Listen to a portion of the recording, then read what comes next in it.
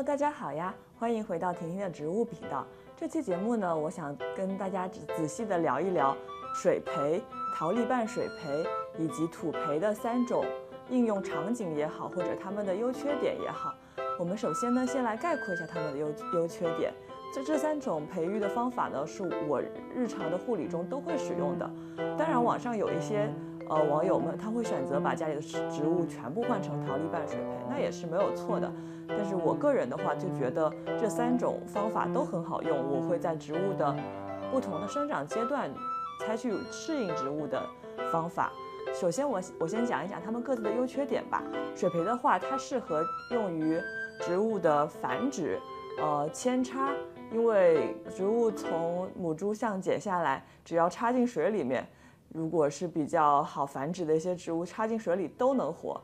它的烂根率相对土培来说会比较好，因为土壤的话你比较难控制那个水分嘛，有时候你的土壤过于潮湿，根系就会烂根。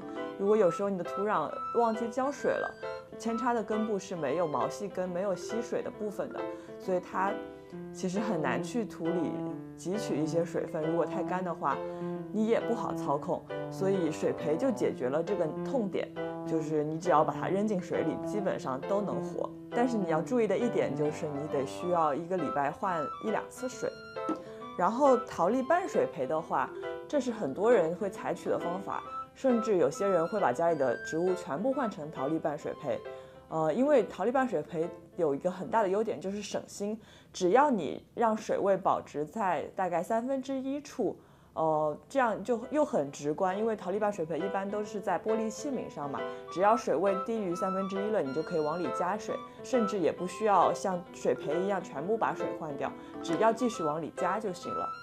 然后陶粒还有个优点就是，它不会长虫子，因为它毕竟是一个无机物嘛，它就不会有一些虫卵覆盖什么，它就比较干净。只要你买回来，然后清洗了，放进去用，它基本上就不太需要去换土啊，或者什么的，只要稍微清洗一下玻璃器皿就行了。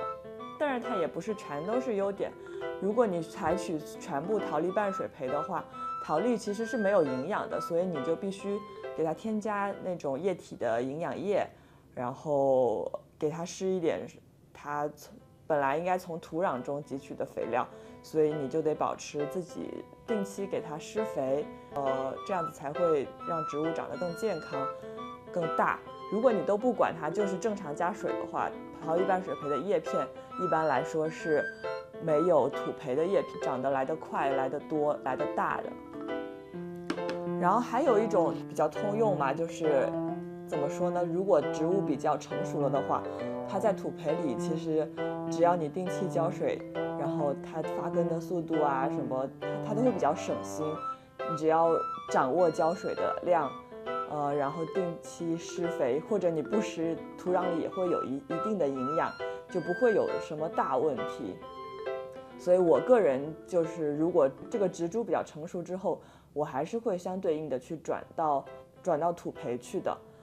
但是有一些特殊的情况，就比如说这海芋的话，它好像特别喜欢陶粒瓣水培，所以我这些小苗啊，其实都是长在陶粒瓣水培里。我今天会选择一些种到土培里，然后选择1株种到土，然后剩1株继续在陶粒瓣水培，然后我们还可以顺便做个实验，看看它们的发展。好，那我们就边操作边细说吧。然后首先呢，我今天是想繁殖一些爱之蔓。然后爱之蔓的话，因为我是扦插嘛，我就想要用水培。然后它的操作的话就是特别简单啊，你先从这个切点这里把这些叶片摘掉，然后你可以看到，它这个我不知道你们看不看见，它这个我会选择一些这个，因为这爱之蔓的根是从这个结块里长出来的，所以我会选择一些比较大的结块，在我剪的时候我会注意这一点，然后这样也会大大的增加扦插成功的概率。然后通常我会剪去2节，这样它会有更多的机会长根。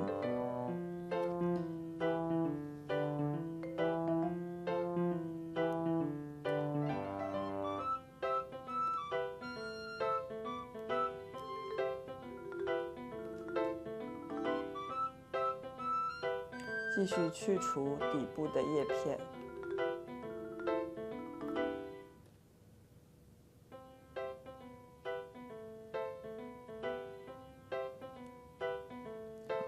然后我们就把它放进水里就好了，把刚刚裸露出来的这个根插进水里面就好了。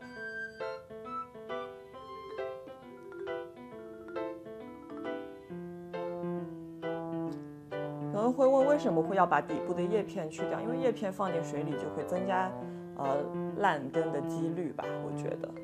所以这个水培就完成了。我通常就是扦插繁殖的时候，肯定第一步就会先用水培，因为这样比较省力嘛。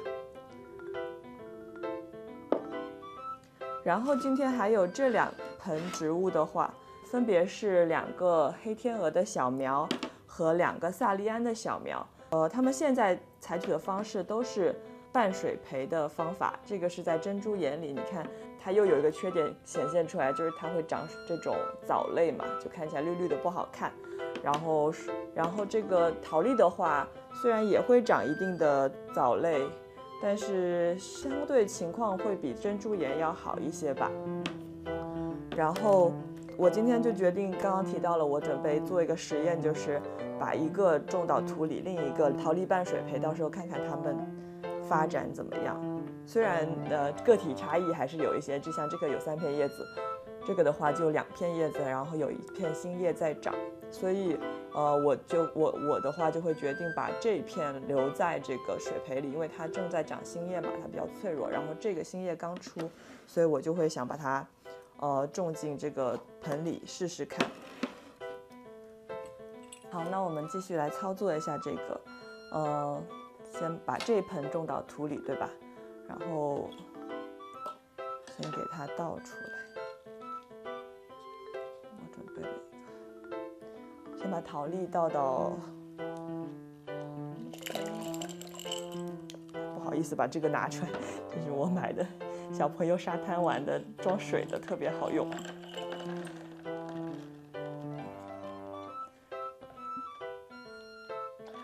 桃莉相比水苔的话，你看这个多好清洁，拿出来全是大白根，然后桃莉稍微掰一掰就下去了。上次那个水苔真的是噩梦。然后你可以看到这里这颗小芋头也非常的健康。然后我们把这个枯叶这些清除一下，然后就可以去种到土里了。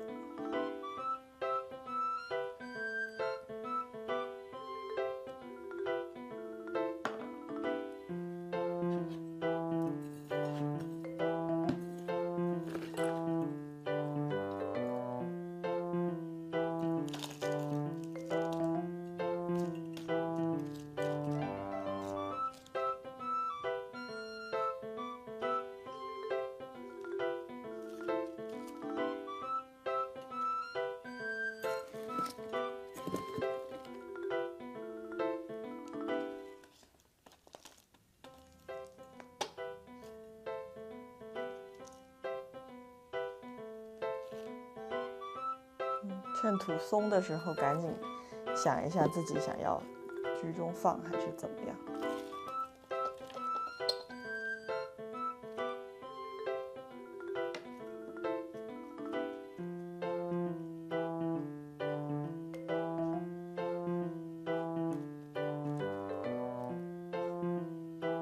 好，这样就种进去了。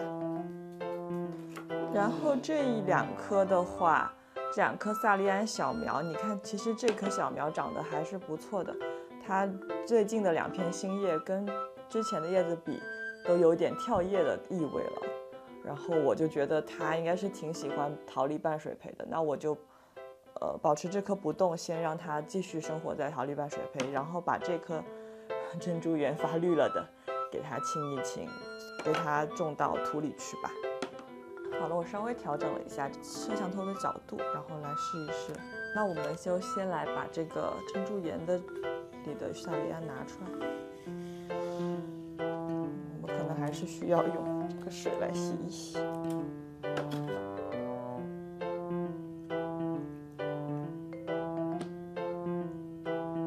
拌水培的好处真的显而易见，这个脱根这一步比水苔来说真的是轻松太多了。它的根系没有刚才的黑天鹅好，但是也还算比较健康。然后我们给它种到土里。萨里安我其实种了很多次，但是挺难种的，所以我们给它配土的时候还是要稍微注意一下，尽量多放一些颗粒。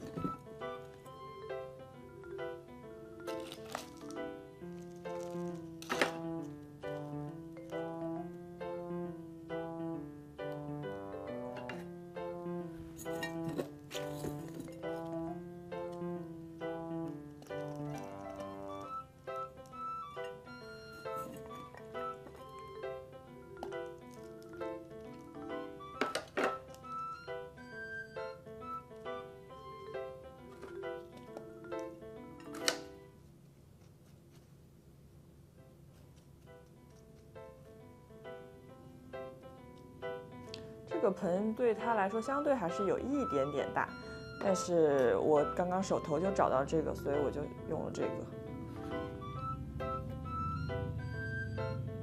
就如果你们到时候选择比如说把桃李拌水培转到土培的话，就还是要根据根系来选择它对应的盆。最后呢，我们就来操作一下。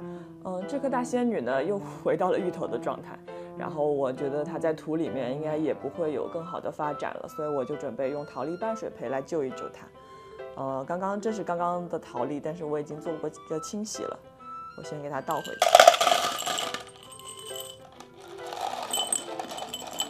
桃李拌水培的操作方法非常简单，先找一个适合大小的玻璃器皿，然后铺一点点桃粒，到位置了，你看这个位置它正好是能露出一点点芽点来，然后我们就可以往里加，然后继续加桃粒，手不动，让这个芋头保持在这个位置。